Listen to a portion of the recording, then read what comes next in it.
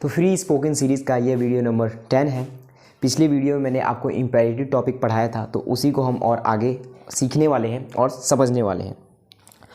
जो भी कोई इंग्लिश बोलना सीखना चाहता है तो इम्पेरेटिव ऐसा टॉपिक है जहाँ से आप लोग इंग्लिश बोलना शुरू कर सकते हैं। जब बच्चा छोटा होता है, छोटा सा बच्चा, तो सबसे पहले क्या बोलना शुरू करता है? मम्मी, पापा, वो छोटे छोटे वर्ड्स यूज़ करता है।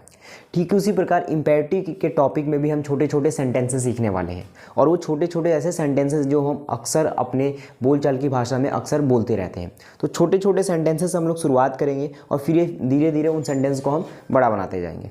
तो चलिए समझते हैं इम्पेरेटिव होता क्या है। कल वैसे मैंने बताया था और थोड़ा सा आज फिर से बता देते हैं। जैसे कि इम्पेरेटिव टॉपिक होता है क्या है। इम्पेरेटिव में हम क्या करते हैं, ये आदेशात्मक वाक्य होते हैं जिसमें हम लोग किसी को ऑर्डर देते हैं, किसी से रिक्वेस्ट करते हैं, या किसी को वार्न करते हैं, या किसी को सलाह देते हैं। जैसे कि मान लीजिए कि आपके सामने कोई खड़ा है और आपको बोलना है कि इधर आओ, तब क्या बोलोगे? Come here. उसको बोलना हो कि उधर जाओ, गो देयर। बैठ जाओ, सिट डाउन। तो आप ये बात किसको कह रहे हो? ये बात उस इंसान को कह रहे हो जो आपके सामने है। तो कह सकते हैं कि इम्पेरेटिव सेंटेंस जो भी हम बोलते हैं उसमें एक सब्जेक्ट होता है यू, और जो यू होता है वो हमेशा हिडन होता है, वो हमेशा छिपा हुआ होता है। तो इम्पेरेटिव में जो सब्जेक्ट यू होता है ये हमेशा हिडन होता है। आप जिसको भी बोलोगे, आप ऐसे इंसान को तो बोल नहीं सकते ना जो आपके सामने नहीं हो। जिसको भी आप कुछ भी बोलोगे आपके सामने होगा तभी आप उसको बोलोगे। तो सेकेंड पर्सन यू होता है, हमेशा हिडन होता है। जैसे कि मान लीजिए क्लास में बहुत सारे बच्चे हैं और मैंने बोला कि इधर आओ, तो कम हियर। तो हो सकता है कहीं सारे आ जाएं, तो मैं क्या करूँगा, उसकी तरफ इशारा करके बोलूँगा यू कम हेयर, तो वो आ जाएगा। लेकिन यू में भी एक झंझट है। जैसे मैंने मान लीजिए उसको बोला कि यू कम हेयर, अब इसमें भी क्या है, कहीं सब आ गए तो मैं क्या कर सकता हूँ, उसका नाम लेके बोल सकता हूँ। जैसे मैं बोलूँगा कि सुमित कम हेयर, तो मैं सुमित बोल दूँगा जी, सुमित कम हेयर। अगर इम्पेरेटिव सेंटेंस में कभी भी आपको सब्जेक्ट दिखाने की ज़रूरत पड़े तो आप कॉमा के माध्यम से दिखाइएगा। वैसे बोलते समय सब्जेक्ट की ज़रूरत नहीं पड़ती, आप बिना सब्जेक्ट के आपको इम्पेरेटिव सेंटेंस बोलना है। तो अगर मैं आपसे पूछूं कि इम्पेरेटिव सेंटेंस में सब्जेक्ट कौन होता है, तो आप क्या बोलोगे? यू होता है। एक और चीज़ बता दें, इंग्लिश में टोटल 3 पर्सन होते हैं। एक होता है फर्स्ट पर्सन, एक होता है सेकेंड पर्सन, और एक होता है जी थर्ड पर्सन। फर्स्ट पर्सन में हमारा आता है आई और वी, सेकंड पर्सन में हमारे आते हैं जी यू, और थर्ड पर्सन में हमारा ही, शी, इट और दे। ये first person, second person, third person क्या होता है जी? जो भी बात बोलता है, या तो मैं बोलूँगा या तो हम बोलेंगे, जो भी बोलता है, जो स्पीकर होता है, उसको फर्स्ट पर्सन कहा जाता है। और फर्स्ट पर्सन में हमेशा 2 सब्जेक्ट रहते हैं, आई और वी। सेकंड पर्सन कौन होता है? सेकंड पर्सन वो होता है जो सुनता है। अगर मैं अभी बोल रहा हूँ तो कौन सुन रहा है? आप सुन रहे हो, तो आप कौन हो गए? Second person. और जब भी मुझे आपको बुलाना होगा तो मैं आपको हमेशा यू कहूँगा, ही, शी, इट, दे आपको कभी नहीं कह सकता, क्योंकि आप मेरे सामने हो। और मैं हो गया फर्स्ट पर्सन, आई और वी, आप हो गए सेकंड पर्सन। और जो यहाँ नहीं है उसको मैं क्या बोलूँगा? ही, शी, इट, दे, तो कौन हो गया? जो हो गया थर्ड पर्सन। अब जैसे फॉर एग्जाम्पल क्लास में हम लोग बैठे हुए हैं, बहुत सारे बच्चे हैं, मैं हूँ तो मैं फर्स्ट पर्सन, जो बच्चे बैठे हैं सबको यू बोलूँगा। और मान लीजिए कि स्टूडेंट है वह अब्सेंट, तो मैंने बच्चों से क्या बोला कि वह अब्सेंट है, तो वो ही है, तो ही क्या हो गया? Third person. लेकिन थोड़े देर में जो वह था वो क्लास में आ गया। अब कोई किसी बच्चे ने पूछा सर वह तो क्लास में आ गया, वो सेकेंड पर्सन है कि थर्ड पर्सन है? तो कहने का मतलब जब वो क्लास में आ गया तो मेरी बातें सुनेगा, तो मैं उसको वह तो नहीं बोलूँगा ना कि वह इधर आ जा, मैं उसको तो बोलूँगा ना तुम इधर आ जाओ। तो जो ही है वो यू हो जाएगा, जब वो मेरी बातें सुन रहा तो यू हो जाएगा, जाहिर सी बात है, राइट। तो ये होते हैं first person, second person, third person. तो जो हमारा इम्पेरेटिव सेंटेंस में सब्जेक्ट हिडन होता है यू होता है। क्लियर? ऑलरेडी मैंने कल ये सब बताया था, एक बार फिर से देख लेते हैं। मैं क्या करूँगा, एक सेंटेंस लूँगा, एक ही सेंटेंस को कोशिश करेंगे सब में बना दे ताकि आपको समझने में आसानी हो। देखिए सबसे पहले रूल नंबर 1 क्या है, हमारा मेन जो है रूल ये है जी, वर्ब और ऑब्जेक्ट। मैं बोलूँगा कि यहाँ आओ, सो कम हियर, वहाँ जाओ, गो देयर, बैठ जाओ, सिट डाउन, खड़े हो जाओ, स्टैंड अप। एक सवाल पूछो, आस्क वन क्वेश्चन। इंग्लिश बोलो, स्पीक इंग्लिश। हिंदी मत बोलो, डोंट स्पीक हिंदी। क्लास में हिंदी मत बोलो, don't speak Hindi in the class. तो हमारा मेन रूल ये है। अब इसके साथ आप कुछ भी जोड़ सकते हैं। फॉर एग्जाम्पल एक इंग्लिश वाला उठा लेते हैं, जैसे कि मैंने बोला इंग्लिश बोलो, स्पीक इंग्लिश, कृपया करके इंग्लिश बोलो, प्लीज़ स्पीक इंग्लिश, या फिर काइंडली स्पीक इंग्लिश। हमेशा इंग्लिश बोलो, ऑलवेज स्पीक इंग्लिश। कभी इंग्लिश मत बोलना, नेवर स्पीक इंग्लिश। इंग्लिश मत बोलो, डोंट स्पीक इंग्लिश। चलो हम इंग्लिश बोलते हैं, लेट्स स्पीक इंग्लिश। मैंने क्या कि एक सेंटेंस लिया और सब में बोल दिया। आपको भी एकदम ऐसे ही प्रैक्टिस करना है। आपको एक कोई इंपेरेटिव का सेंटेंस लेना है और उसको पूरे में बोलना है जी। इससे क्या होगा, जितना ज़्यादा आप बोलोगे उतना ही ज़्यादा आसानी होगी। आप ग्रामर कितना भी सीख लो, लेकिन जब तक आप बोलने की प्रैक्टिस नहीं करोगे ना, तब तक ये सीखने का कोई फ़ायदा नहीं है। तो जो भी मैं पढ़ा रहा हूँ उसको आपको बोलना है। मैं आपको मेथड बता रहा हूँ कैसे आप बोल सकते हो। एक सेंटेंस लो और सब में बोल को देखो। एक और सेंटेंस, जैसे मैंने बोला कि क्रिकेट खेलो, प्ले क्रिकेट, कृपया करके cricket Khelo, please play cricket, हमेशा क्रिकेट खेलो, ऑलवेज प्ले क्रिकेट, कभी क्रिकेट मत खेलना, नेवर प्ले क्रिकेट, क्रिकेट मत खेलो, डोंट प्ले क्रिकेट, चलो हम क्रिकेट खेलते हैं, लेट्स प्ले क्रिकेट। इस तरीके से कोई भी एक सेंटेंस लो, सब में बोलो उसको। अब एक चीज़ यहाँ पे देखने वाला है, जैसे मैंने बोला कि चलो हम क्रिकेट खेलते हैं, लेट्स प्ले क्रिकेट। जैसे मैंने एक सेंटेंस बोला, चलो हम क्रिकेट खेलते हैं, लेट्स प्ले क्रिकेट। अब इसी सेंटेंस को अगर मैं बोलूँ कि चलो हम क्रिकेट नहीं खेलते, तो क्या आप यहाँ पे डोंट लगाओगे या नेवर लगाओगे? ना ही आप इसमें डोंट लगा सकते हो, ना ही आप नेवर लगा सकते हो। कि मैंने क्या बोला सेंटेंस, चलो हम क्रिकेट नहीं खेलते हैं, और नहीं के लिए ना ही तो डोंट बना है और ना ही नेवर बना। तो इसका अगर आपको नेगेटिव बनाना हो तो आपको नॉट रखना पड़ेगा जी, लेट्स नॉट प्ले क्रिकेट। यहाँ पे नॉट लगाना। अगर लेट्स को आपको नेगेटिव बनाते हैं, इसमें आपको चलो हम क्रिकेट नहीं खेलते हैं, चलो हम बोलते हैं लेट्स स्पीक, चलो हम नहीं बोलते हैं लेट्स नॉट स्पीक, चलो चलते हैं लेट्स गो, चलो नहीं चलते हैं लेट्स नॉट गो, चलो सवाल पूछते हैं लेट्स आस्क क्वेश्चन, चलो सवाल नहीं पूछे let's not ask question. Clear? कुछ बच्चे लेट्स को क्या समझते हैं, लेट्स को कुछ बच्चे समझते हैं लेट्स जो है ये लेट प्लस इज का शॉर्टकट है। ये लेट और इज का शॉर्टकट नहीं है। ये दरअसल ये जो लेट्स बना है, यहाँ पे देखो लेट्स का क्या लिखा था मैंने, ये देखो हम है, तो ये हम का क्या होता है, हम का होता है वी, और वी का ऑब्जेक्टिव केस क्या बनता है, अस। तो जो लेट्स जो है ये दरअसल लेट प्लस अस, ये लेट अस है जी, इसी का शॉर्टकट है। तो जो हमारा लेट्स बना ही अस से बना जी, और अस का ये शॉर्टकट है। तो लेटस ना बोल के लेट्स बोलते हैं। तो आपको इसको इज नहीं समझना है। अब एक और क्वेश्चन उठता है कि यहाँ पे वी क्यों नहीं आया जी, जब जैसे कि है चलो हम क्रिकेट खेलते हैं, so let we play cricket क्यों नहीं होता, लेट अस प्ले क्रिकेट क्यों होता है? क्योंकि मैंने आपको फर्स्ट वीडियो में बताया था इंपेरेटिव सेंटेंस के, जो लास्ट वीडियो था, कि इसमें ऑब्जेक्टिव केस का यूज़ होता है। जैसे आई का मी, यू का यू, दे का देम, वी का अस, तो ऑब्जेक्टिव केस का हमने यूज़ किया यहाँ पे। I hope you are getting. अब दूसरे रूल पे आते हैं जी। हमारा मेन सेंटेंस मैंने क्या लेके चलता है, इंग्लिश बोलो, स्पीक इंग्लिश। उसी सेंटेंस को अब इसमें बोलते हैं, इंग्लिश बोलने की कोशिश करो, ट्राई टू स्पीक इंग्लिश। समय पर आने की कोशिश करो, try to come on time. बात करने की कोशिश करो, ट्राई टू टॉक। समझने की कोशिश करो, ट्राई टू अंडरस्टैंड।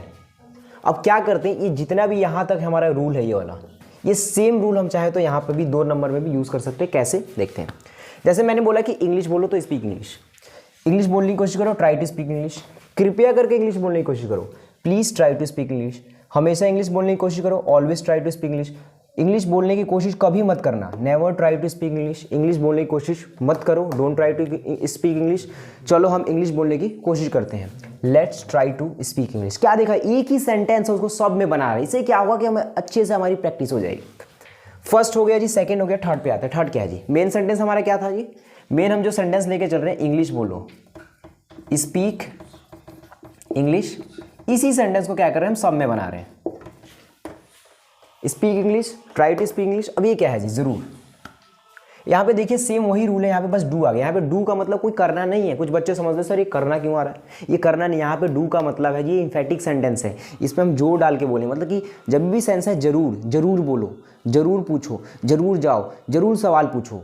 तो जब जरूर का सेंस आता है ना, उसके लिए आपको क्या लगाना है, उसके लिए आपको डू लगाना है। जैसे कि इंग्लिश बोलो सो स्पीक इंग्लिश, और जरूर इंग्लिश बोलो, डू स्पीक इंग्लिश। जरूर सवाल पूछो, डू आस्क क्वेश्चन। जरूर समय पर आओ, डू कम ऑन टाइम। जब भी आपको किसी भी चीज़ पर जो डाल के बोलना है तो आपको डू का यूज़ करना है। क्लियर है? अब आते हैं फोर्थ पे। हमारा मेन सेंटेंस क्या चल रहा है जी, स्पीक इंग्लिश, इंग्लिश बोलो। फोर्थ वाला क्या है जी, कुछ करना शुरू करो, इंग्लिश बोलना शुरू करो, स्टार्ट स्पीकिंग इंग्लिश। इंग्लिश बोलना बंद करो, स्टॉप स्पीकिंग इंग्लिश।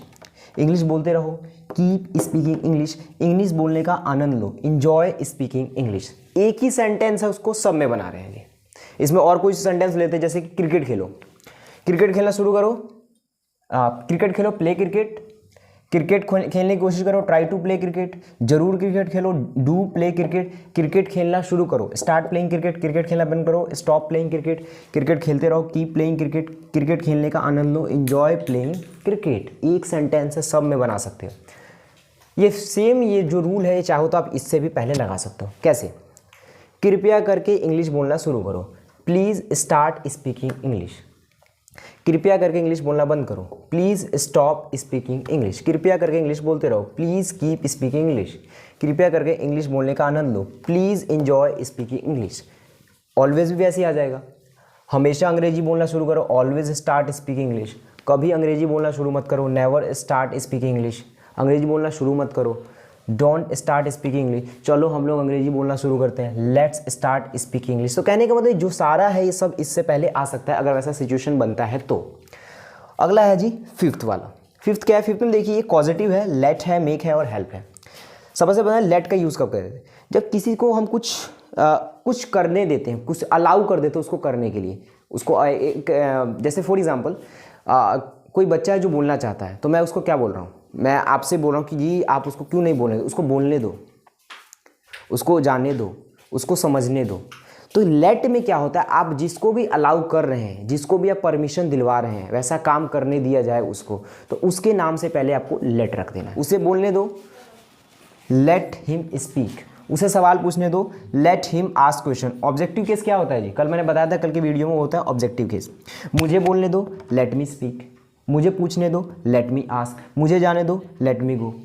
उसे अंदर आने दो, लेट हिम कम इन।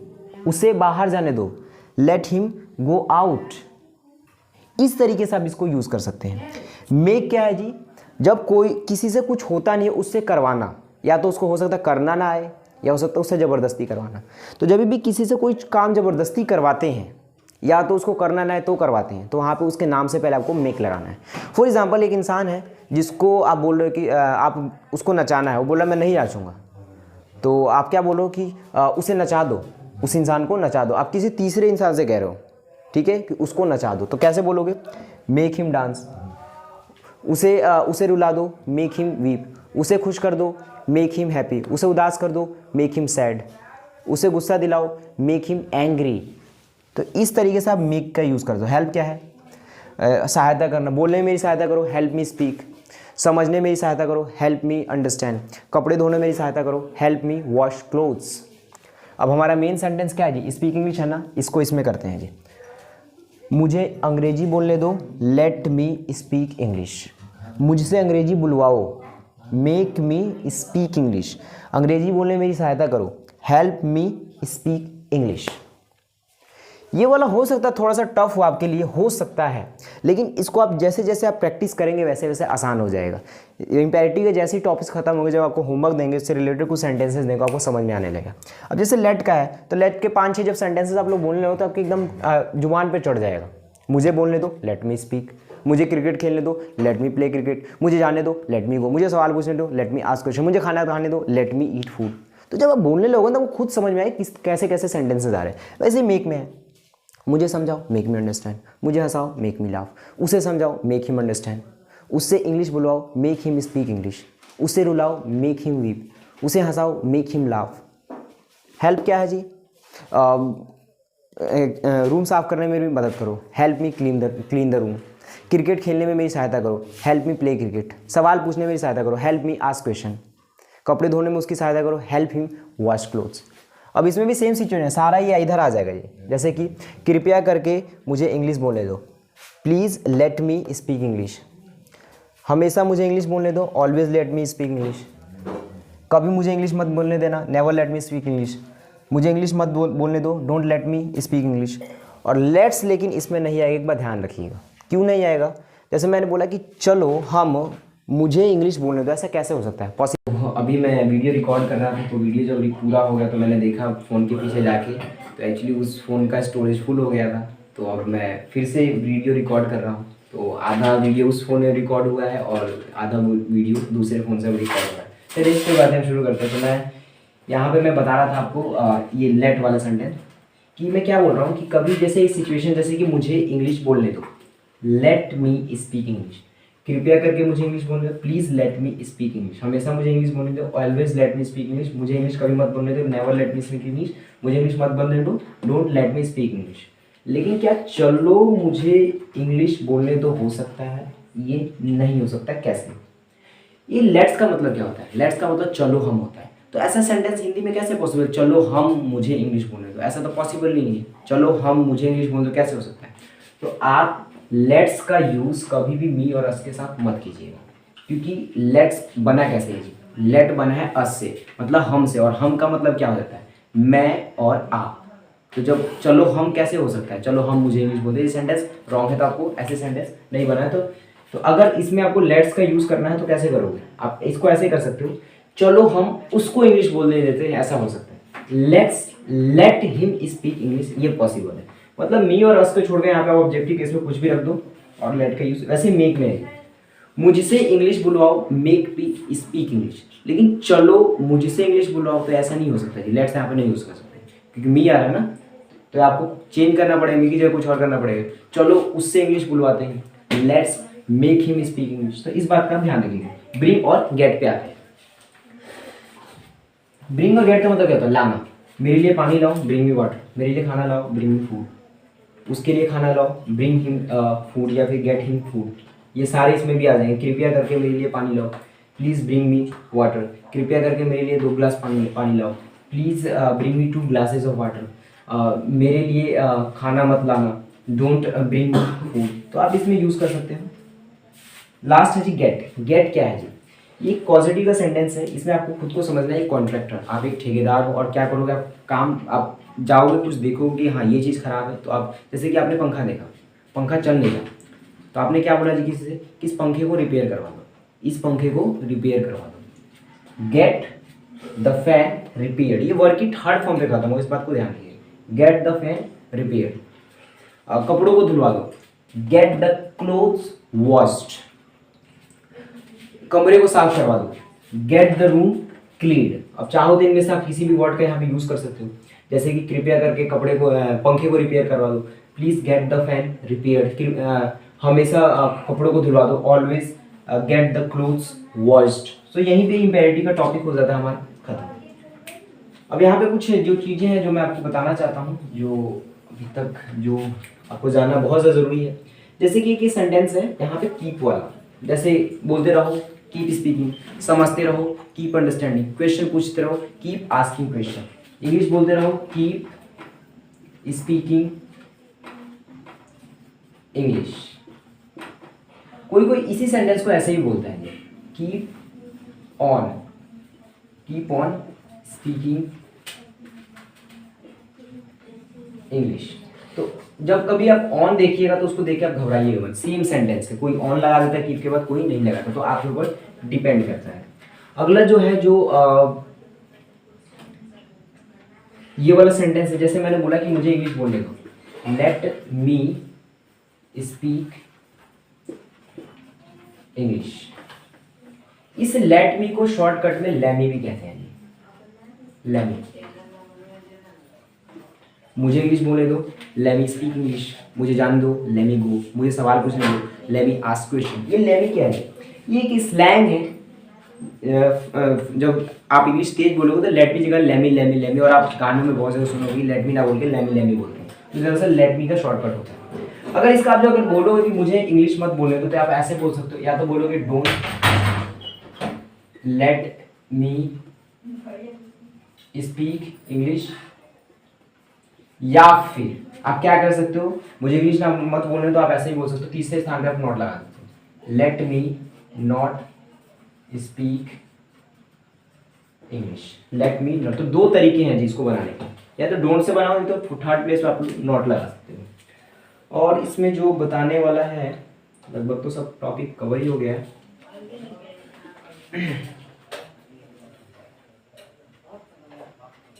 Bring get. अब आ जाते हैं हम लोग सीधा गुड और गुड पे। जैसे कि मान लीजिए कल भी मैंने एक एग्जांपल दिया था, जैसे कि मान लीजिए कि आपको पानी चाहिए, तो आप क्या बोलोगे कि पानी ला दो, ब्रिंग मी वाटर, या फिर गेट मी वाटर। लेकिन आप ऐसा लगेगा कि जैसे आपको किसी को ऑर्डर दे दो पानी ला दो। अगर आपको प्यार से रिक्वेस्ट करना है कि आप मेरे लिए पानी ला दोगे, क्या आप इंग्लिश बोलोगे?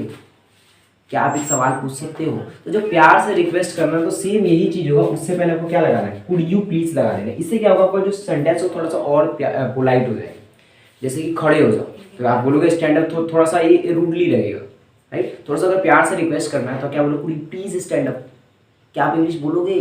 Could you please speak English. क्या आप मुझे एक पेन दे दोगे? Could you please give me a pen. आप कुड या वुड दोनों में से किसी एक का यूज कर सकते हो। लास्ट में है जी शैल, कल भी बताया था, आज ही बता रहे हैं, ये हमेशा ऊपर खत्म होगा। जब इसमें आप ऐसा लगे किसी से कुछ सुझाव मांगो कि आप ऐसा करो, क्या मैं बोलूँ? शैल आई स्पीक। क्या मैं जाऊँ? शैल आई गो। क्या मैं एक सवाल पूछूं? शैल आई आस्क वन क्वेश्चन। क्या मैं पढ़ाऊँ? शैल आई टीच। क्या मैं पढ़ूँ? शैल आई स्टडी। ये होता है जी शैल का। तो मैंने कुल मिला के क्या बताया, एक सेंटेंस है इंग्लिश बोलने वाला, उसको मैंने सब में बना दिया। हाँ, तो इसमें एक रह गया था, एक हेल्प वाला सेंटेंस है, ये रहा। जैसे कि इंग्लिश बोलने में सहायता करो, हेल्प मी स्पीक इंग्लिश। कई बार लोग इसको ऐसे ही बोल देते हैं, help me to speak English. तो आप चाहो तो यहाँ पे आप टू लगाओ या ना लगाओ, ये आपके ऊपर डिपेंड करता है। तो ये इम्पेरेटिव सेंटेंस का पार्ट 2 था। इसमें आपने काफ़ी अच्छे से, मैंने कल बताया था और उसी सेंटेंस को, उन्हीं सब चीज़ों को मैंने आज अच्छे से आपसे को प्रैक्टिस कराया है। तो अब आई होप आपको जो टॉपिक है कल से ज़्यादा आज अच्छे से क्लियर हुआ होगा। अगली वीडियो में मैं एक क्लास से रिकॉर्डेड वीडियो बनाऊंगा जिसपे बच्चे इस पर बोलते हुए प्रैक्टिस करेंगे। अभी और भी कुछ वीडियोज़ आएंगे और लास्ट में फिर आपको इस टॉपिक पे होमवर्क दिया जाएगा। तो ये तो आप लोगों ने ऑलरेडी लिखा होगा, ये कुछ नई चीज़ें हैं जिसको आप लोग नोट डाउन कर सकते हैं।